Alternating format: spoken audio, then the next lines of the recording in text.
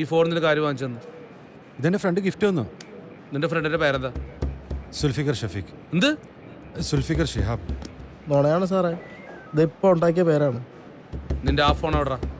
അതിവിടെ ഇല്ല, നാട്ടിലാണ് സാറേ. നീ എന്താ വിചാരിച്ചതിന് മുതലാളിയെ പറ്റിക്കണ കേരള പോലീസിനെ പറ്റിക്കാത്ത? നീ ഒരു കാര്യം ചെയ്യും, നീ ആ ഫോൺ ഇവിടെ കൊടുത്ത് കാണിച്ചിട്ട് പോയാൽ മതി, മനസ്സിലായ? പിന്നെ കാണിച്ചാൽ പോരെ സാർ? ജോർജ് സാറേ പിന്നെ ഞാൻ കാണിച്ചാൽ പോരെ? അങ്ങോട്ട് മാറിയിക്കണോ സാറേ? ആ ഞാൻ പൊക്കോട്ടെ സാറേ? ശരി ചെല്ലു. ശരി സാർ. അതാരാ പോണത്? എന്താ സ്റ്റേഷനിൽ വന്നിട്ട് പുറത്തോട്ട് പോണത്? വാ വാ, ഇരിക്കിരിക്ക് വാ. എന്താ പേര്? എൻ്റെ പേര് സുനിത എന്നാണ് സാറേ. എന്തിനാ സുനിത സ്റ്റേഷനിൽ വന്നത്? ഒരാളുടെ പേരിൽ പരാതി. ആർക്കെതിരെ സുനിതയ്ക്ക് പരാതി ഉള്ളത്? ഒരു ഷീബ എന്ന് പറയുന്ന പെണ്ണിൻ്റെ പേരിലാണ് സാറേ. ഈ ഷീബ എന്ന് പറഞ്ഞ പെണ്ണ് സുനിതയ്ക്കെതിരെ എന്താ ചെയ്തത്? ഈ പെണ്ണ് കാരണം മറ്റൊരാളുടെ ഭാര്യ ഭർത്താവ് സ്വന്തം വീട്ടിൽ ഫ്യൂസ് ഏരി മോളയും കൊണ്ട് അപ്പുറത്തെ വീട്ടിൽ പോയി കിടക്കണോണ്ട് രാത്രി കൊതുകടിയും കൊണ്ട് ഇരുട്ടത്താ കിടക്കണേ സാറേ. പിന്നെ അതുമല്ല, ഈ ഭർത്താവ് നാട്ടിൽ മൊത്തം സംശയരോഗി എന്നുള്ള പേരാക്കി വെച്ചേക്കണോണ്ട് തൊട്ടടുത്തുള്ള പലചരക്ക് കടയിൽ പോലും പോകാൻ പറ്റണില്ല സാറേ. സ്വന്തം മോളെ പോലും ഒന്ന് കാണാൻ പറ്റണില്ല സാറേ. മോൾക്ക് 5 വയസ്സായിട്ടുള്ളൂ. അവൾ പോലും അമ്മേനെ സംശയരോഗി എന്നാണ് വിളിക്കണേ. അതുകൊണ്ട് ജീവിക്കാൻ തോന്നണില്ല സാറേ. ഈ മറ്റൊരാളുടെ ഭാര്യയുടെ പേര് സുനിത എന്നാണോ? അതെ സാറേ. ഈ സുനിത ഷീബയെ കണ്ടിട്ടുണ്ടോ? ഇല്ല. പിന്നെ എന്തിൻ്റെ അടിസ്ഥാനത്തിലാണ് സുനിതയുടെ ഭർത്താവിന് ഷീബ എന്നുള്ള പെണ്ണുമായിട്ട് ബന്ധമുണ്ടെന്ന് പറയുന്നത്? സുനിത ആളെ കണ്ടിട്ടില്ല. സുനിതയ്ക്ക് ഭർത്താവിന് സംശയരോഗി എന്ന് പേരുണ്ട് താൻ. ഇതെല്ലാം സുനിതയുടെ തോന്നലാണെന്ന് ഞാൻ പറഞ്ഞു. അല്ല സാറേ, തെളിവുണ്ട് സാറേ. എന്ത്, ഭർത്താവ് രാത്രി വീട്ടിൽ വൈകി വരുന്നതുകൊണ്ടാണ്? അല്ലെങ്കിൽ സുനിത ഫോൺ വിളിച്ചാൽ ഫോൺ എടുക്കാത്തതാണ്? അല്ലെങ്കിൽ സുനിതയുടെ സംശയരോഗം എടുത്ത് സഹിക്കാൻ വയ്യാതെ ഭർത്താവ് വീട്ടിൽ നിന്ന് പുറത്തിറങ്ങി അടുത്ത വീട്ടിൽ പോയി താമസിച്ചാണെങ്കിലാ? അങ്ങനെയല്ല സാറേ, ശരിക്കും തെളിവുണ്ട് സാറേ. ഇതല്ലാതെ എന്ത് തെളിവാണ് സുനിതയുള്ളത്? ഇതാ സാറേ, അതെൻ്റെ ഭർത്താവിൻ്റെ കോളിൻ്റെ ലിസ്റ്റാണ് സാറേ. ഇതിൽ വിളിച്ച നമ്പറൊക്കെ ഒന്ന് നോക്കൂ സാറേ. ആ നമ്പർ വേണ്ട, അതാണ് ഷീബയുടെ നമ്പർ, 97 അവസാനിക്കണേ. ഈ നമ്പറിലേക്ക് ദിവസം 1 മണിക്കൂർ കൊണ്ട് കോൾ പോയിട്ടില്ല. ഈ സാധനം നോക്കി, ട്രൂ കോളറിൽ ഷീബയുടെ നമ്പറാണെന്ന്.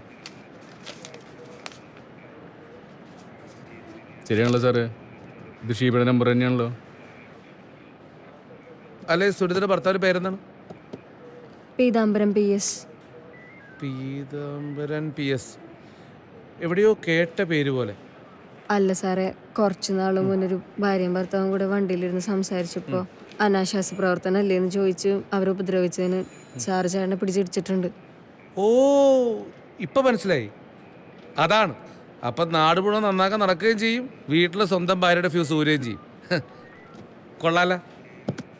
അവനോട് പറഞ്ഞത് മാത്രം പറഞ്ഞാൽ മതി. അത് വേണ്ട സാറേ, എനിക്ക് സംശയരോഗം ആ നാട്ടിൽ മുഴുവൻ പറഞ്ഞ് പരത്തേക്കാണ്. എല്ലാവരുടെ മുന്നിൽ എനിക്കൊരു പ്രശ്നമില്ലാന്ന് തെളിയിക്കണം സാറേ. ഞാൻ തന്നെ നോക്കിക്കോളാം അത്. പിന്നെ ഇതിൻ്റെ ഇടയിൽ എന്നെ ബലിയാടാക്കി എന്തിനാണ് സുനിതേ?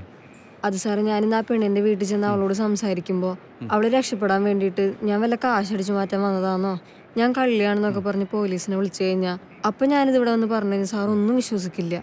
അതുകൊണ്ട് ഞാനിത് നേരത്തെ വന്ന് പറഞ്ഞു എന്നേ ഉള്ളൂ. സുനിത ആള് സൂപ്പറാണല്ലോ. അപ്പം ഇപ്പം എന്തും പറഞ്ഞിട്ടാണ് സുനിത വീട്ടിൽ നിന്ന് ഇറങ്ങിയത്?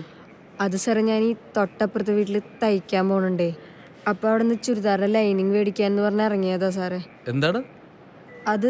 ശരിക്കുള്ളതാ സാറേ, ചുരിദാറിൻ്റെ ലൈനിങ് അടിയിൽ വെച്ച് തയ്ക്കാനുള്ളതാ.